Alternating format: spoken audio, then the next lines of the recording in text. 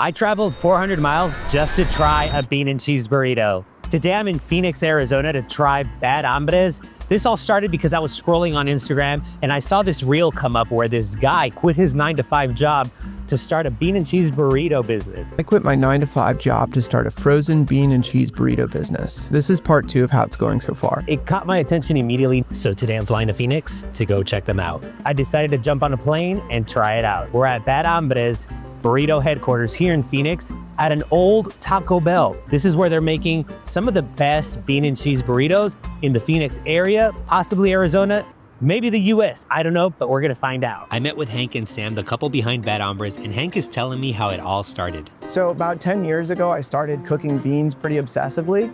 And every occasion that I could, I would cook bean and cheese burritos for my friends. My friends started to convince me that I need to sell these burritos. And so I cooked 120 of them out of my home kitchen, texted all of them, and delivered them to 20 friends. A week later, I had random people texting me asking how they could get in on these burrito drops. So each month I started cooking more and more burritos until August, finally decided to leave my full-time job at Walmart to focus on Bad Hambres.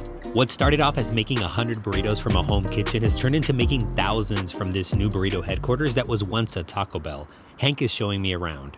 Oh, I see cheeses in there already, right? So it's not like beans and then you layer it with cheese? Well, that's where we started, and then we learned. Not only is it way more efficient to mix in the cheese with the beans and the salsa, but it also makes it so that each bite is consistent and creamy. So what sets this $5.50 bean and cheese apart from the 50-cent burritos that you find in the frozen aisle? For starters, it's the ingredients. Hank and his team are sourcing better ingredients and making burritos from a home recipe that he's been developing for over 10 years.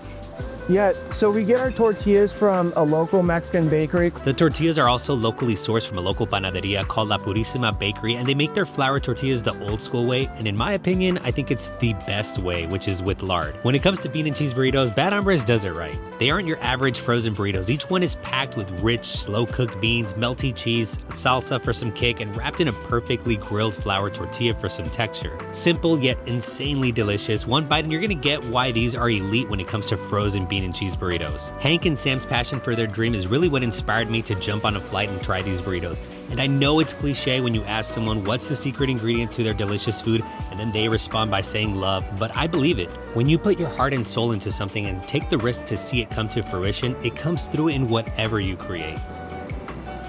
Oh, bro.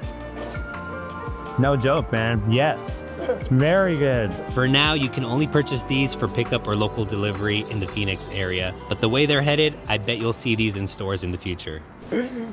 I can't believe the bean and cheese, such a humble, burrito, and it tastes so good.